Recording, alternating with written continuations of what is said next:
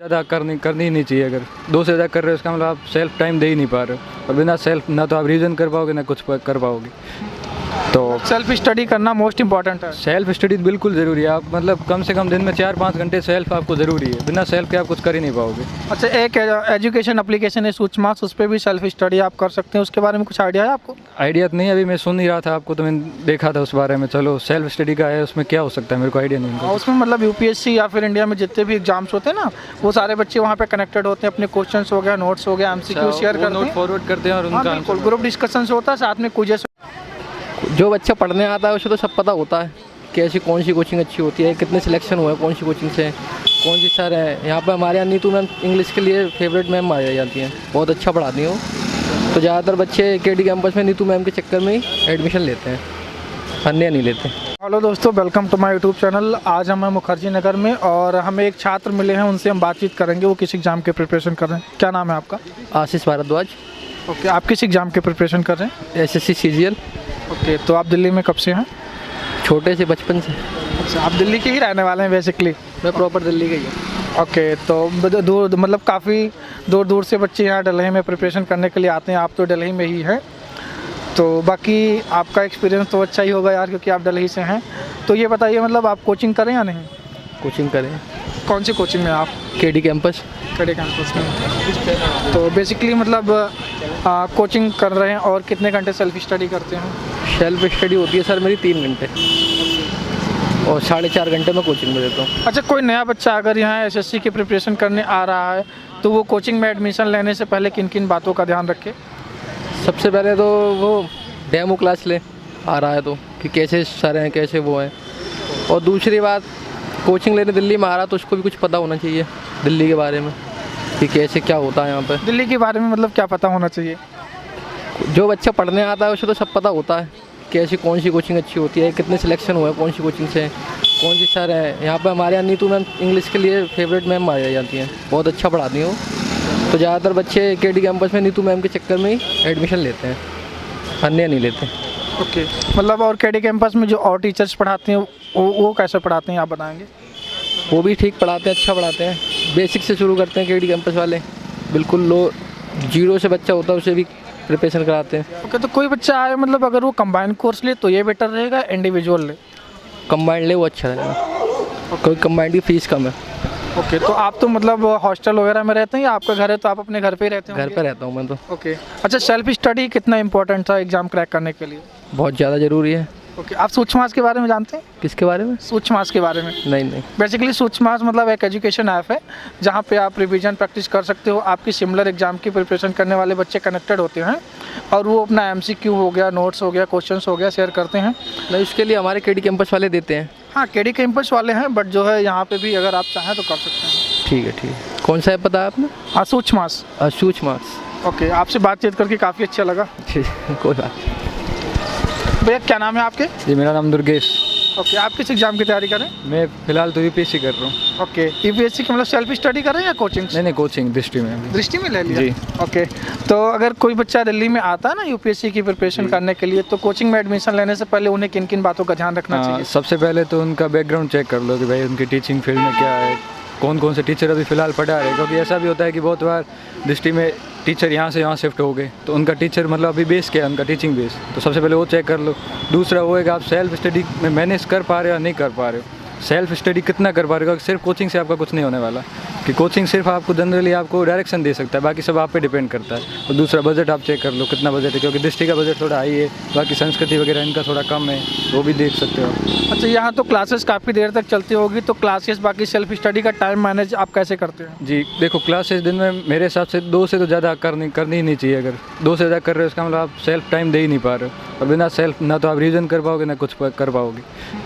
तो self study करना most important है। सेल्फ स्टडी बिल्कुल ज़रूरी है। आप मतलब कम से कम दिन में 4-5 घंटे सेल्फ आपको ज़रूरी है, बिना सेल्फ के आप कुछ कर ही नहीं पाओगे। अच्छा, एक एजुकेशन एप्लीकेशन है सूचमास, उस पर भी सेल्फ स्टडी आप कर सकते हैं, उसके बारे में कुछ आइडिया है आपको? आइडिया तो नहीं, अभी मैं सुन ही रहा था आपको तो मैंने देखा था उस बारे में। चलो सेल्फ स्टडी का है, उसमें क्या हो सकता है मेरे को आइडिया नहीं उनका। उसमें मतलब UPSC या फिर इंडिया में जितने भी एग्जाम्स होते हैं ना, वो सारे बच्चे वहाँ पे कनेक्टेड होते हैं, अपने क्वेश्चंस हो गया, नोट्स हो गया, MCQ शेयर करते हैं, नोट फॉरवर्ड करते हैं और हाँ उनका बिल्कुल, ग्रुप डिस्कशन होता है, साथ में क्विज़ेस वगैरह प्ले कर सकते हैं। आप एक बार ज़रूर देखिएगा। जी जी, मैं बिल्कुल चेक करूँगा। ओके, तो यहाँ दिल्ली में मतलब आप मतलब बच्चे जो आते हैं ना दिल्ली में, तो काफ़ी ज़्यादा माहौल यहाँ पे होता है, इसलिए बच्चे दूर दूर से आते हैं।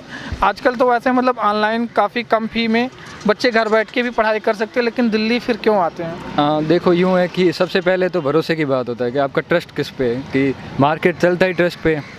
कि अगर आप किसी दुकानदार के पास जाते हो, जैसे आप अमूल खरीदते हो, अमूल क्यों खरीदते हो, बाकी भी बहुत सारी कंपनीज होती है, क्योंकि हमें ये होता है कि हमें क्वालिटी मिलेगी वहाँ पे, हमारा शरीर उससे ख़राब नहीं होगा, हम पियेंगे तो अच्छा लगेगा। तो वैसे ही यहाँ पे यूँ होगा कि क्वालिटी मिलेगी, हमें एक पूरा गाइडेंस मिल जाएगा, एक डायरेक्शन मिल जाएगी, हम ना इधर जा पाएंगे उधर फिक्स उस डायरेक्शन वे में चलेंगे। अच्छा, मतलब ऑफलाइन कोचिंग लेने से मतलब ये है कि डायरेक्शन और ट्रस्ट ज़्यादा बिल्कुल बिल्कुल बिल्कुल, सबसे मेन ट्रस्ट है कोचिंग का। कोचिंग पर जैसे दृष्टि है तो एक ब्रांड है, ब्रांड वो है कि वो कभी एक ब्रांड आपको कभी गलत डायरेक्शन नहीं देगी, वो फिक्स उसी जगह आपको ले जाएगी जहाँ आपको जाना है। अच्छा, रिसेंटली अभी खान सर ने मतलब यूपीएससी का बेंच लॉन्च किया है, तो उसके बारे में आपकी क्या राय है? ये मेरे हिसाब से तो एजुकेशनल एक रिवॉल्यूशन हो सकता है, क्योंकि अगर मेरे हिसाब से 7,000 8,000 के आसपास ही कुछ फीस होगी। हाँ। तो जो कोचिंग अभी 1,00,000 1.5 लाख फीस सब पर सालाना दे रहे हैं, तो 7,000 में, और खान सर का ट्रस्ट है, सीधी बात है, पूरा मतलब ऑल इंडिया उनको देखता है।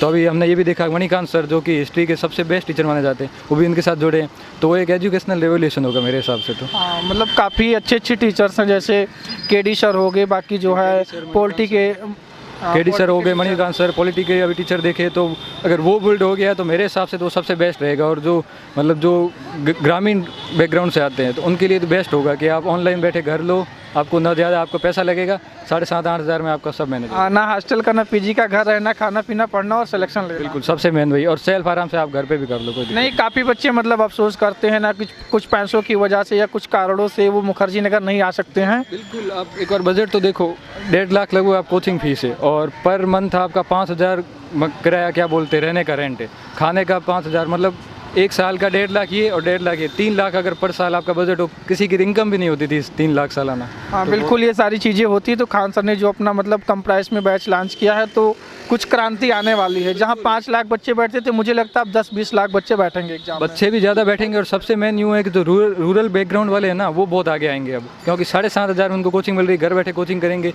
और एक कॉम्पिटिशन भी बढ़ेगा, अच्छा भी होगा। बिल्कुल।